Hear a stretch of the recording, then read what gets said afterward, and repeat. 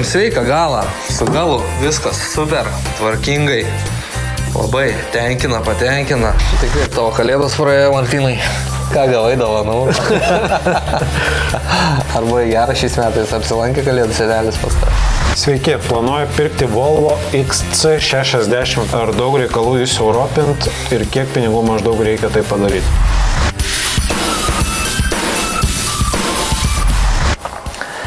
Nes jeigu žinai, ko tu nori... Patinka Vyšniauskas tau? Ne. Nepatinka? Seniai net ir muzikos skonį iš Ta prasme, jis vieno gabalo atlikėjas. Ir gerai, užtenka. Kitų dar nori.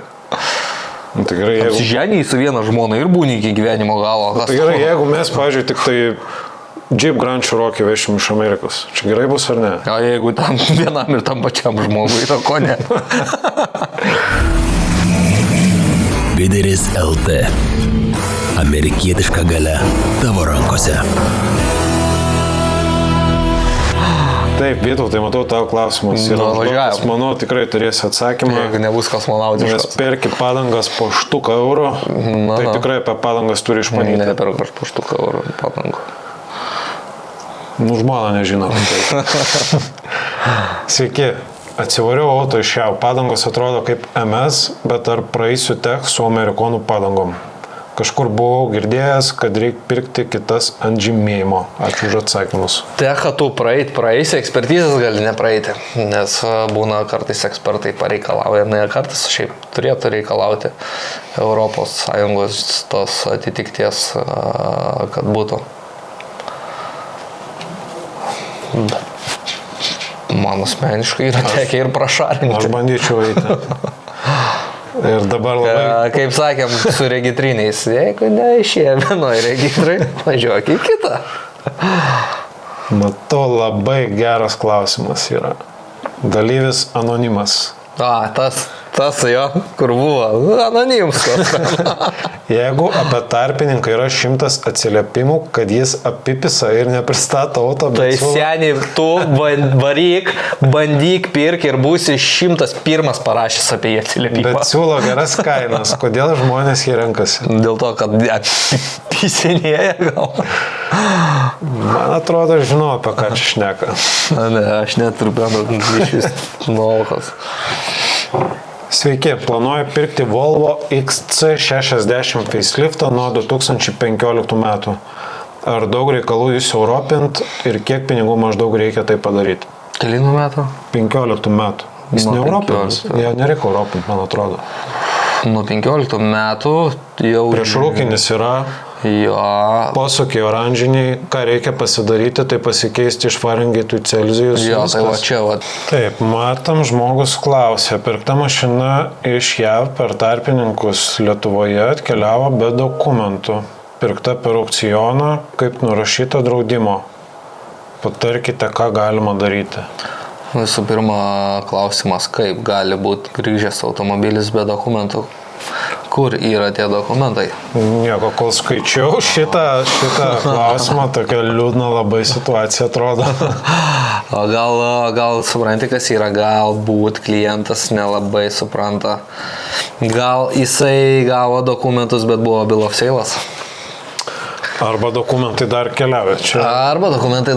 Čia labai sunkus klausimas, kurį mes turbūt neatsakysim. Čia reikia kreiptis jam tiesiai į tarpininką. Ja, čia dažnai būna žmonių, kurie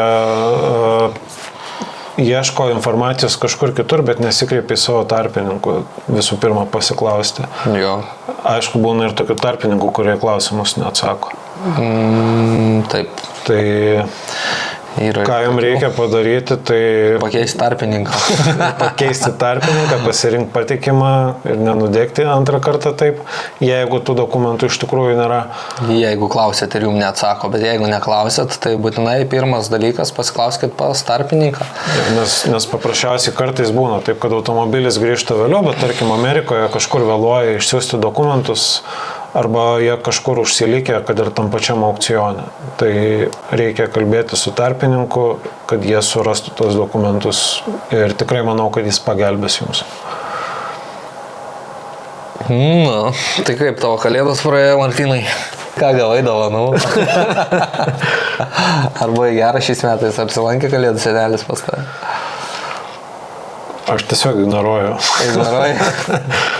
Tai va, mėly žiūrovai, aš turiu tokį nuostabų kolegą, kuris mane pastoviai ignoruoja.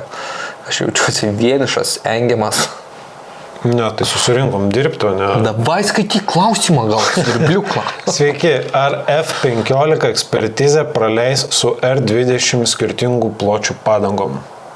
Nu, jeigu tu praeini geometriją su tais savo R20 ratais, tai... Ne, čia padangas užsidėjęs skirtingas žmogus. Nu, tai gerai, būna kai kurių mašinų priekis siauresnės, galia platesnės. Nu, Tam BMW mėgsta taip daryti. BMW, Porsche. Nu, jeigu ten nelaisas padangos praeis. Ką dar turim? Sveiki, ar esat kas pirkė iš ūsą per MB Petrikas? Galbūt kažko nežinom ir mūsų direktorius atsidarė naują mažąją bendryją. Aš esu lengvai šokiruotas, gali būti, kad taip ir yra. Iš tikrųjų, tai čia bus žmogus. Verslus žmogus, taip. Bet čia ne mūsų temai. Kas gali padėti su Certification of Destruction Florida? Nu, čia jau kažką. Tau seniai jau niekas nebepadės. Rinktis tarpininką, kuris pasako, kad negalima pirkti automobilio su tokiais dokumentais. Dalyvis, padėk tos lapus jau. Nu, aš skaitau. Nu. Dalyvis anonimas rašo. Pavyzdžiui, nuperku automobilį iš aukciono ir pasimaunu. Automobilis be variklio. Nuperku už normalią rinkos kainą, tarytum, kad būtų variklis. Ar atvykus auto į Lietuvą galima samdytis nepriklausomą tarpininką, kuris sumažintų auto vertę ir sumokėti mažiau importo mokesčių? Ne, seniai tau nebepavyks, nes visi importo mokesčiai mokami nuo sumokėtos sumos už automobilį, transportavimą, iškrovas, visus mokesčius. Ir niekas jau senai nebedefektuoja automobilių ir nebedaro ir... Jei neklystu, daugiau nei 10 metų nebėra šitų dalykų. Kažkas panašaus.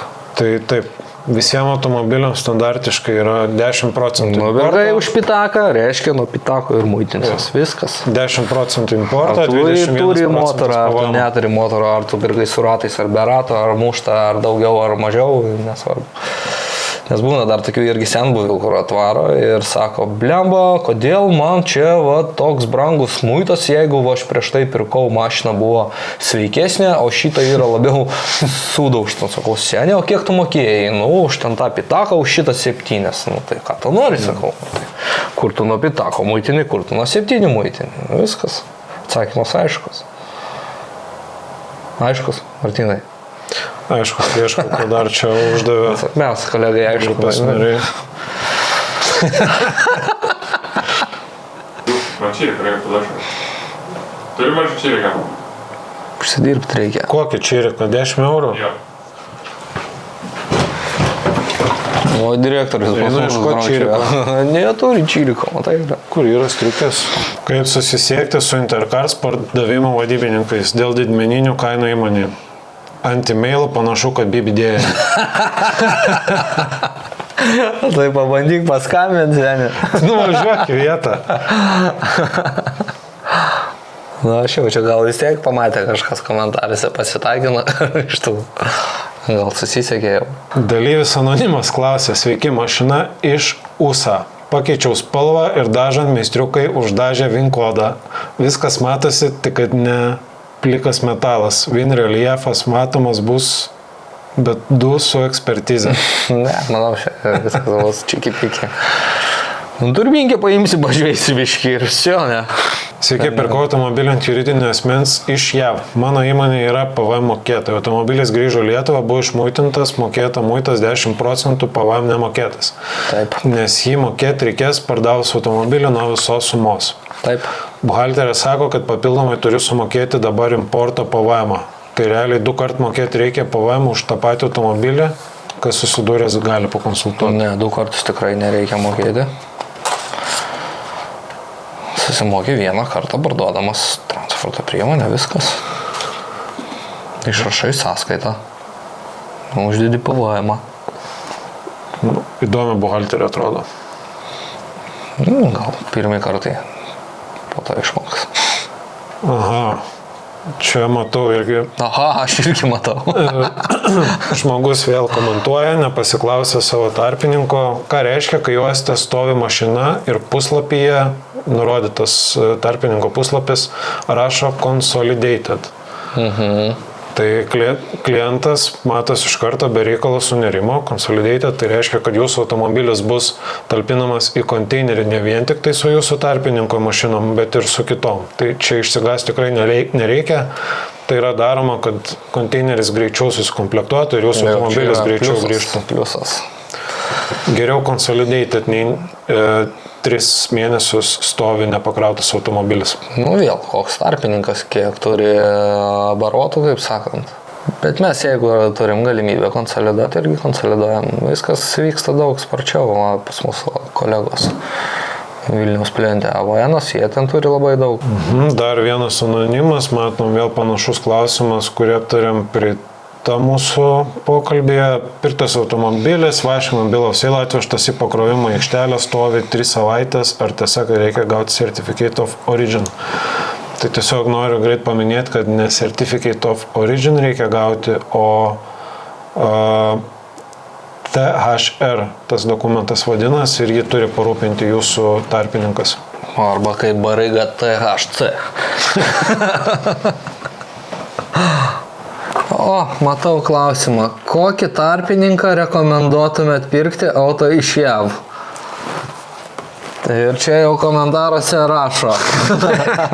1000 milijonų buvo temų, kad imkit vidris.lt. Ja? Skambinkit, rašykit, pagelbėsim. Tai grįžtam po mažos pertraukėlės. Ja, vis tiek turėt matyti, kad nusikirpo kažkiek. Direktorius užfundė joduką su kebabais. Joduką, ta prasme, joduką su joda tašė žmogų.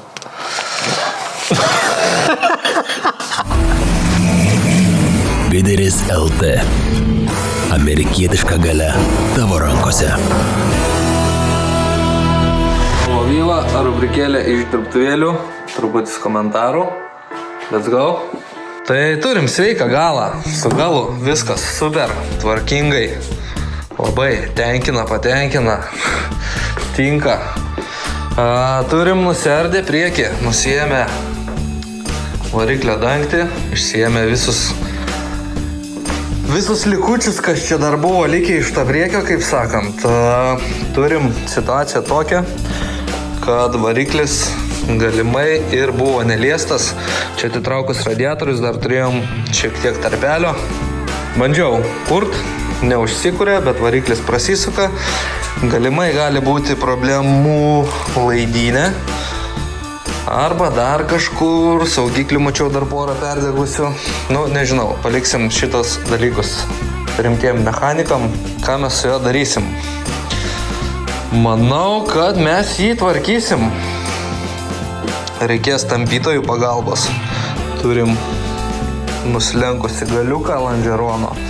Turim čia pastumtą lonžeroną į priekį. Galimai reikės viso ketvirčio.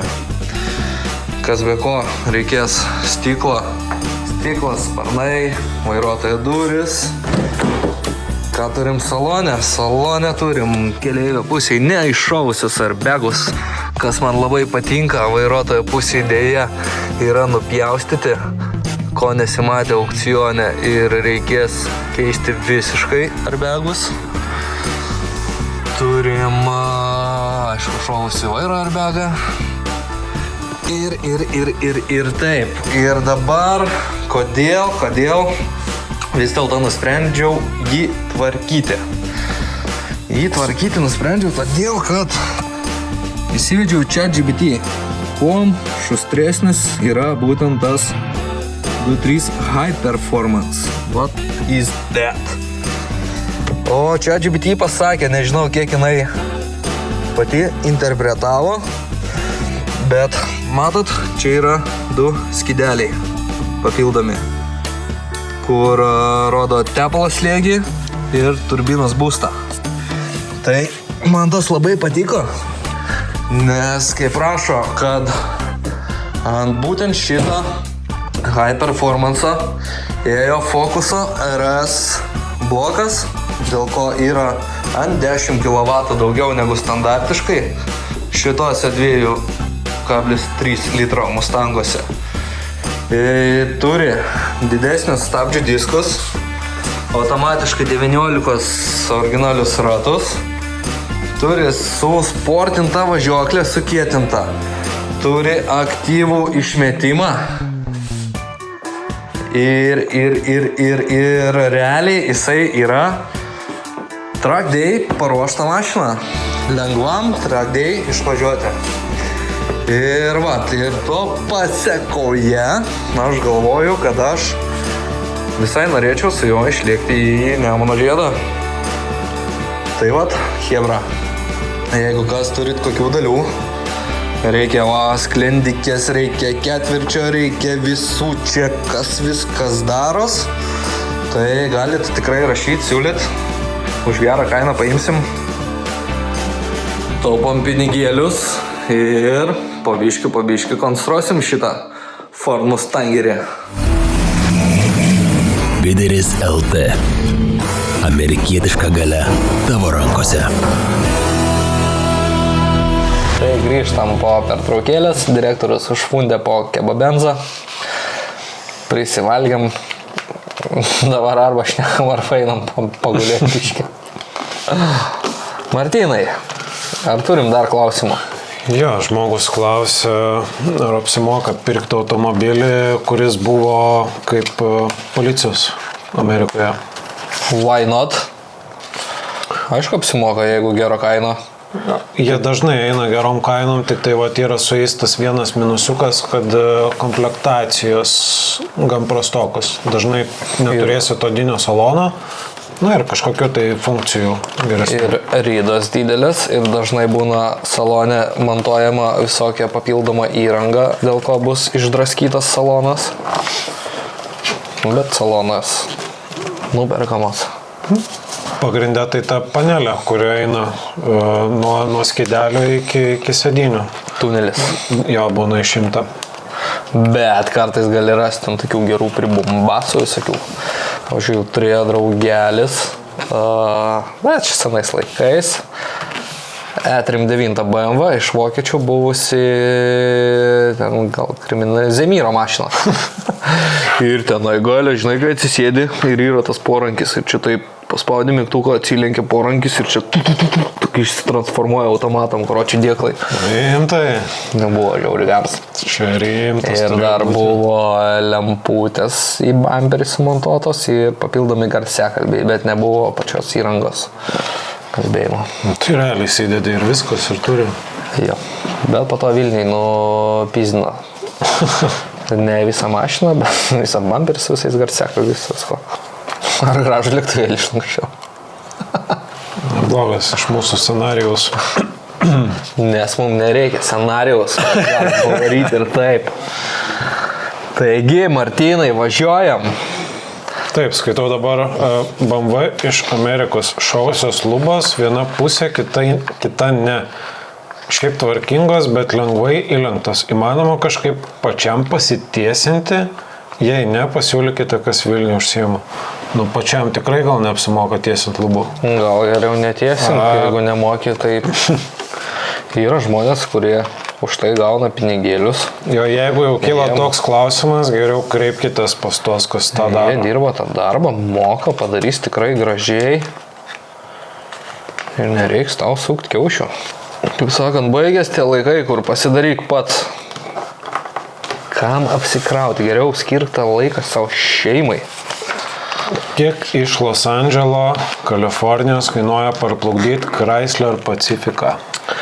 O, čia greičiausiai bus kraunami 3 automobiliai į vieną, nes Pacifica yra gan didoka mašina. Norėčiau paprieštarauti, krauna 4. Pacifica yra didelė, bet įdeda 3 sedanus su Pacifica. Dėl to išauga galimybė damage'o.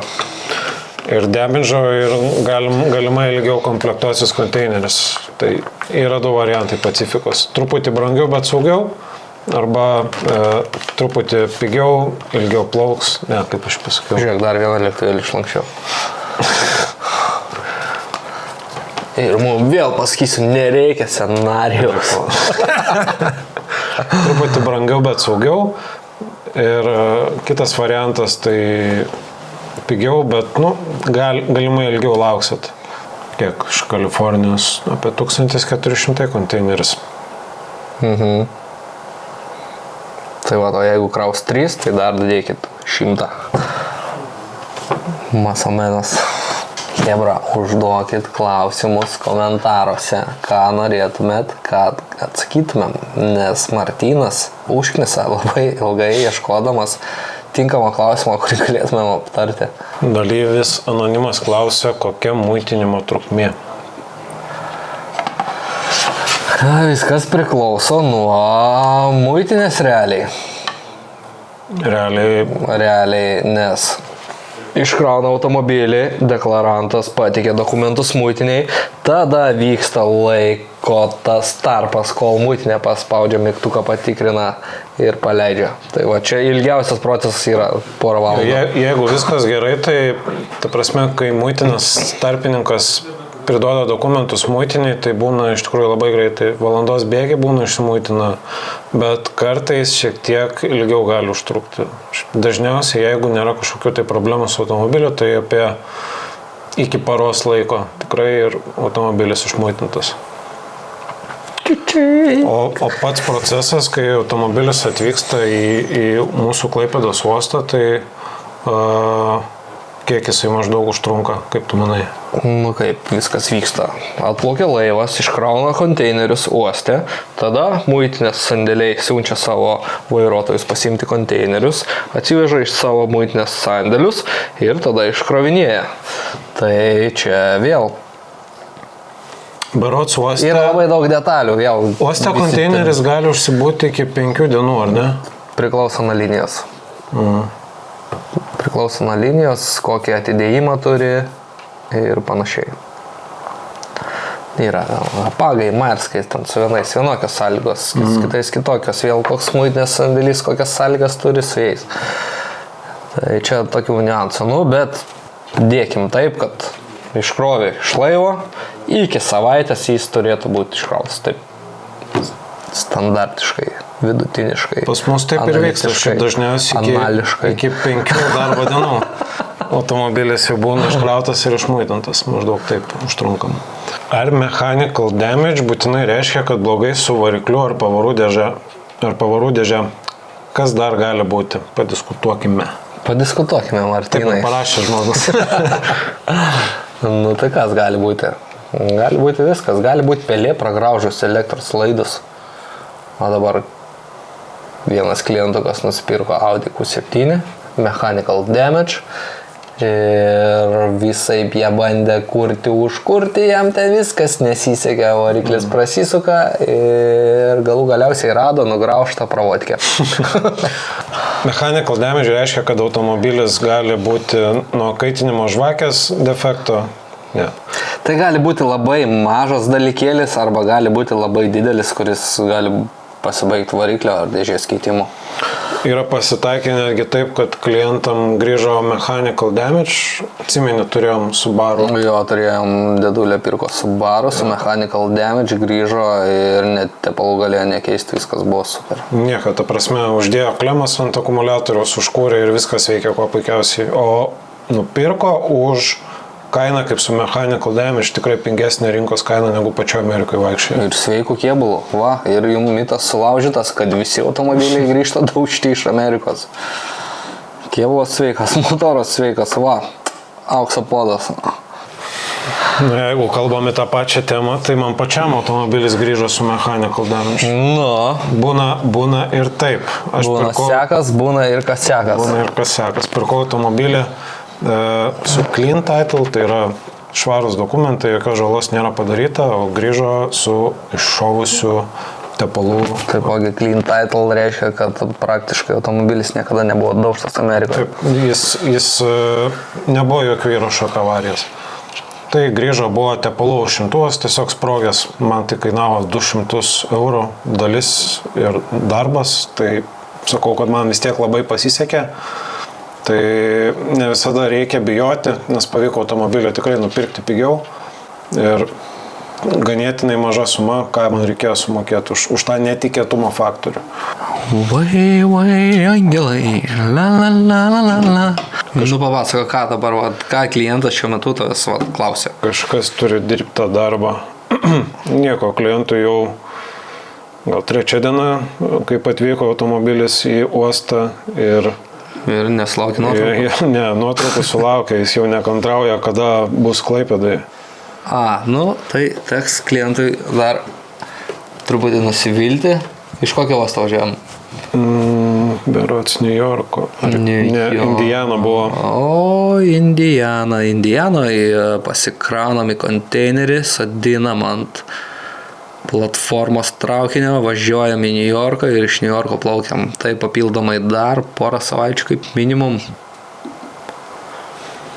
Bet. Nu, vis tiek iki 3 mėnesių ir grįž maksimum čia. Ne, faktas. 2,5. Faktas kaip blynas.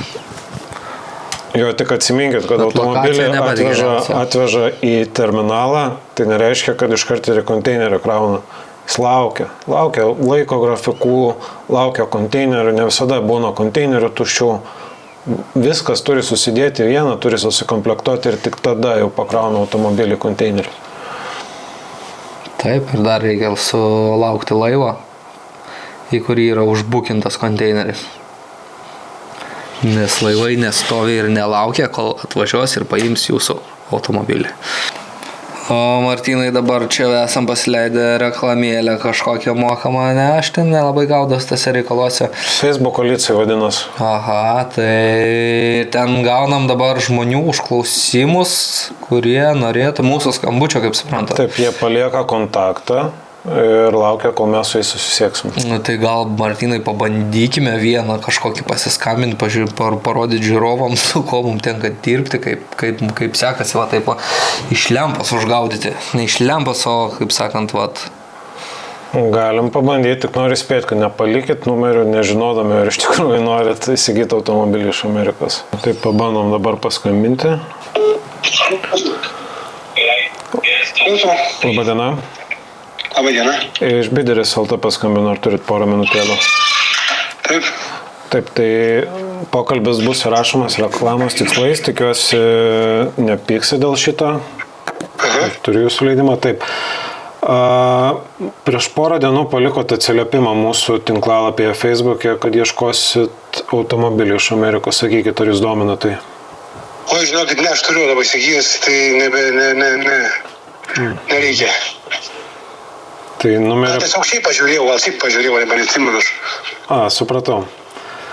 Gerai, tvarkoj. Nu, jeigu ką žinot, kur kreiptis, jeigu užsimanysit automobilio kito, ar ne? Gerai, ačiū. Gerai, ačiū, iki. Tai vat. Tai ką turėjo menyje prieš tai Martynas sakydamas. Nu, kam pildot, jeigu, jeigu jam nereikia. Jūs grįžtate Martyno brangų laiką. Tai va, taip ir gyvenam. Nori mokėti. Neužsimink, Martynai. Viso, baigiam. Ne, baigiam viskas. Priverčia filmuotis, kažką daryti, sakyti. Kiekvieną dieną. Duoda. Per anksti ateini į darbą, per anksti išeini iš darbo. Tragedija kažkokia, mobbingas. Pinigų mažai, uždirbi mažai, įmoniai nenaudingas. Už durų eilės stovi tokių kaip tu. Bent jau tai pastoviai grasina, kad kiekvienos kebabinės surasiu darbuotoją. Tai iš kažko gyventi tai reikia. Nežinau. Einu į CV banką. Tok man tas lycas, aš paskambinėsiu. Tai sekite toliau, žiūrėkite mus, komentuokite. Kadangi komentarų buvo mažai praeitą kartą, tai galite ir heitinti šį kartą. Dabar atsisveikinu aš, sakau, kad galima, mums patinka heitas ir mes... Tai jeigu stumkit ant marčios, aš čia neprie ko.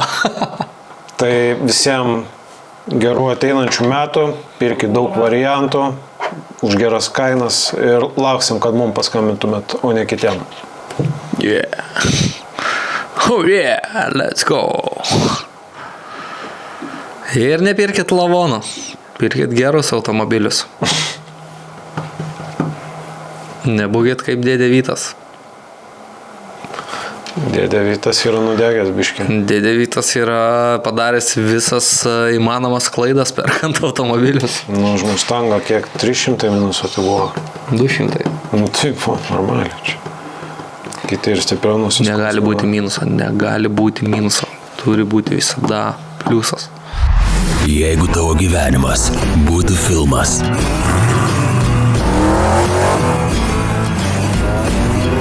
su kuo lėktum per savo Road 66? Lyderis LT. Amerikietiška galia tavo rankose.